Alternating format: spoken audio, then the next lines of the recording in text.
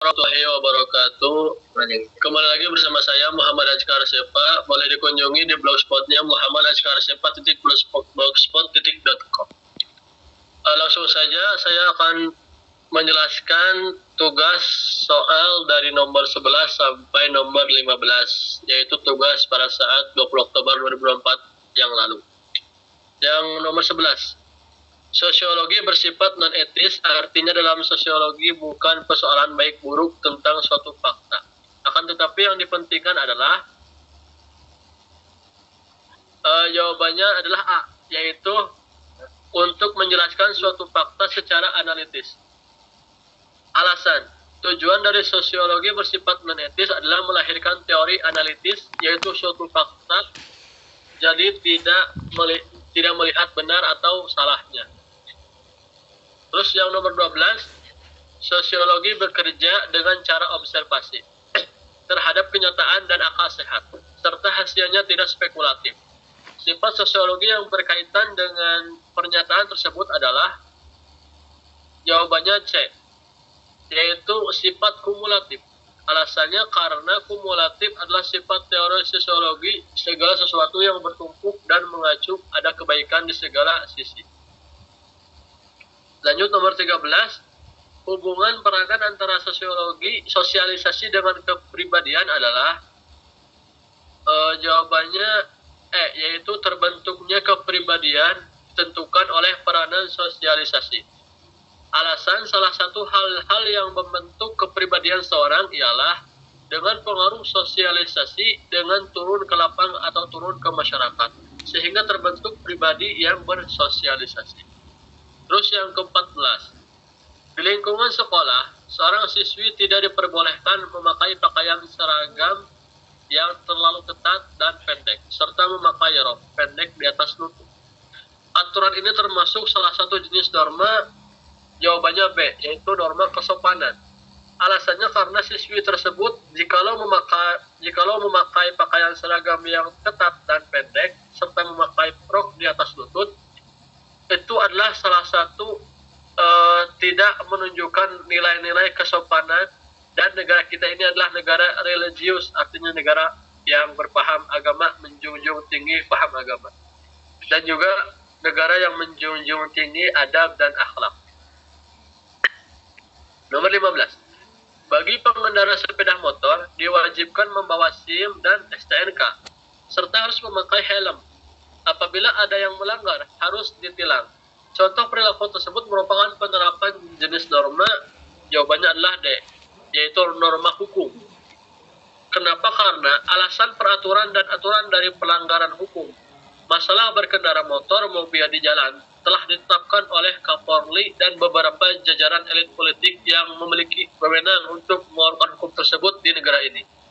Artinya jika ada pengendara yang tidak membawa SIM, STNK atau tidak memakai helm, maka sepatutnya bagi para Kapolri dan juga Korlantas untuk menilang orang tersebut. Oke, terima kasih Mang Aska sudah menjelaskannya dengan baik. Nah, kita ulas nih yang cukup menarik tuh di nomor 12 nih Mang Aska. Nah, kira-kira itu isinya apakah betul isinya C? Kira-kira nomor 12? Ya.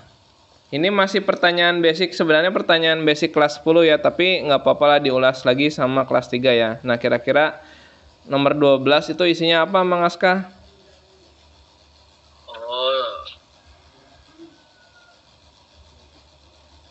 Sifat teoritis kayaknya, Mas. Ayo. Lupa nih. Sosiologi bekerja dengan cara observasi terhadap kenyataan dan akal sehat, serta hasilnya tidak spekulatif. Sifat sosiologi berkaitan dengan pernyataan tersebut adalah yang mana?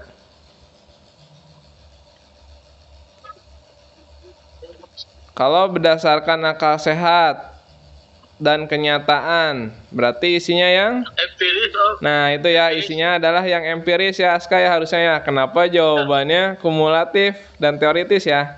Waduh. Gak apa-apa, nanti dibaca lagi. Nah, sekarang coba Om Bom ingin mengulas lagi Mang Aska, kira-kira pengertian teoritis, kumulatif, sama non-etis itu apa? Mang Aska. Jawab.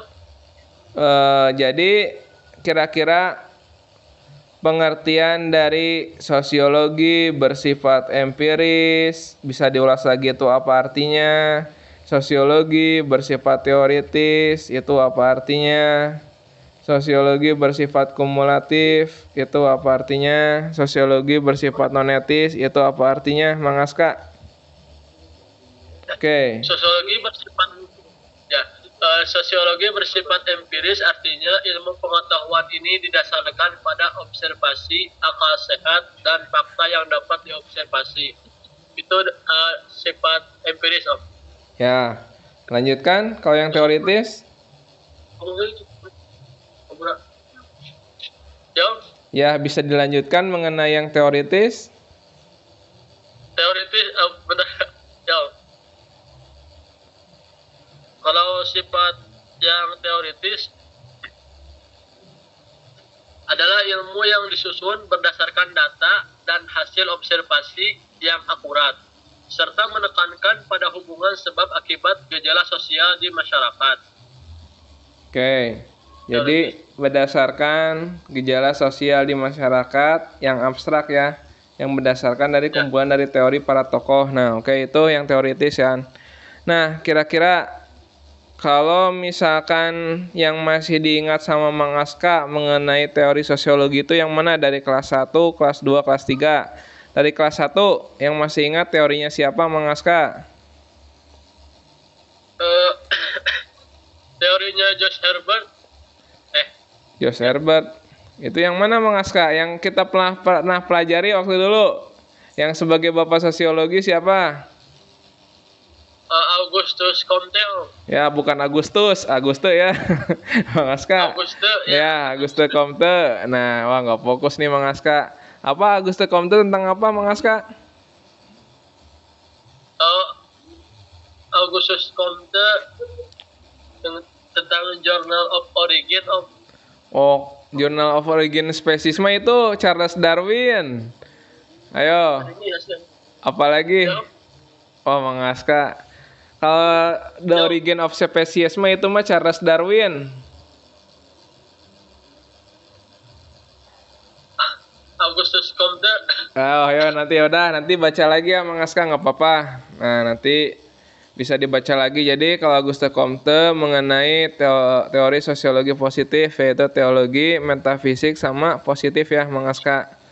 Oke. Gimana Mang Aska, ada kendala?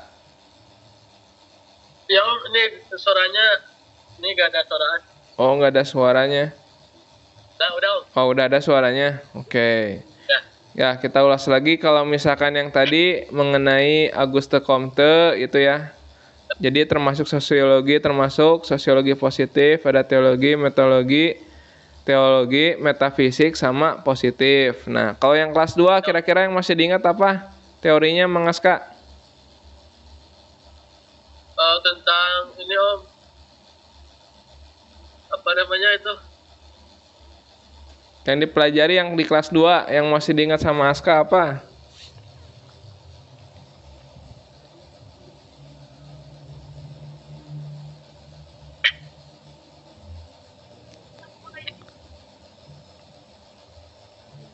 Klasifikasi sosial Om. Masa klasifikasi sosial? Om ada garis besarnya nggak menjelaskan itu nih. Kalau tangga sosiologi sesuai dengan tangga sosiologi, Mang Aska masih ingat Mang Aska? Oh iya, tangga sosiologi. Ya, yang tangga sosiologi. Yang pertama apa? Yang pertama,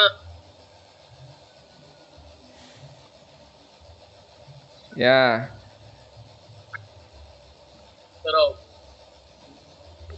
Wah, Mang Aska. Biasanya kalau Mang Aska tuh sering baca, lupa sekarang ya nih Mang Aska nih. Ya udah nggak apa-apa. Yang pertama pengantar sosiologi, yang kedua ilmu sosiologi Om. ya ilmu sosiologi yang pertama, yang kedua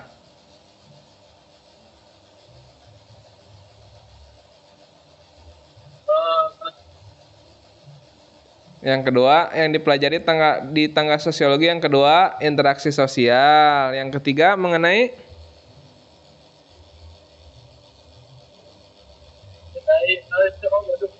ya udah nggak apa-apa, nanti Mang Aska baca lagi ya. Nah, oke ya. Nah, kira-kira nanti mengenai sifat dasar sosiologi nanti sama Mang Aska bisa dibaca ulas lagi ya. Nah, kira-kira dari poin 11 sampai poin 15 ini yang Mang Aska yang paling suka itu materi yang mana Mang Aska? Materi yang ini Om, yang nomor 14 Om. Nomor 14 ya. Nah, oke. Nah, kenapa Mang Aska menyukai nomor teori atau juga soal nomor 14? Itu kenapa Mang Aska? Karena berhubungan dengan norma Om. Nah, berhubungan norma. Maksudnya seperti apa Mang Aska? Jadi seperti norma kesopanan dan norma kebiasaan atau norma hukum yang biasa dilanggar oleh masyarakat gitu. Oke, jadi norma kesopanan, norma hukum. Nah, kira-kira contoh, bisa nggak diberikan contoh Mang Aska? Kedengaran suara Om? Ada di sana? Nah, bisa diberikan contoh kira-kira mengenai norma hukum ataupun juga permasalahan hukum di Indonesia sama Mang Aska, bisa dijelaskan apa aja nih? Kira-kira kasusnya apa? Ada kasus apa? Terus solusinya seperti apa Mang Aska?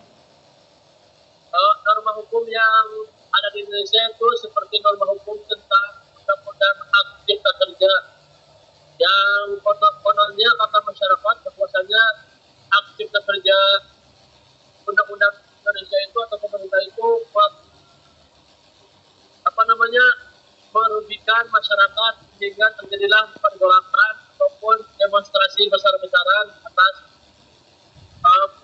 demonstrasi besar-besaran untuk menolak hak cipta kerja. Oke, misalkan undang-undang tentang cipta kerja ya. Nah, misalkan contoh kira-kira relevansinya undang-undang cipta kerja dengan pelajar atau dengan siswa sekolah itu seperti apa, Mang Aska? Ada nggak relevansinya? Kira-kira ada nggak relevansinya mengenai undang-undang cipta kerja dengan pelajar atau siswa, misalkan bagi Aska tersendiri?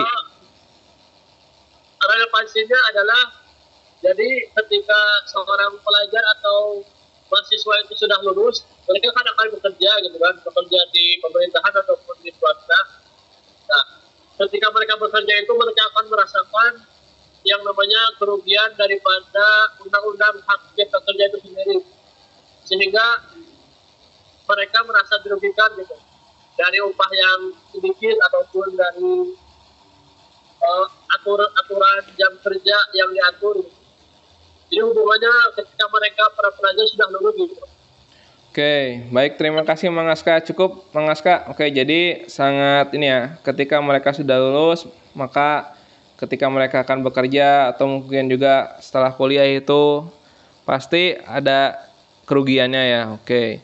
Nah, bagus Mang Aska. Cukup ya, nanti paling Mang Aska dibaca lagi aja materinya. Kira-kira ada pertanyaan Mas Kak untuk pertemuan hari ini? Ada pertanyaan? Kayaknya nggak ada. Nggak ada ya, cukup ya. Oke, terima kasih Mang Aska. Om Bom di off kan ya.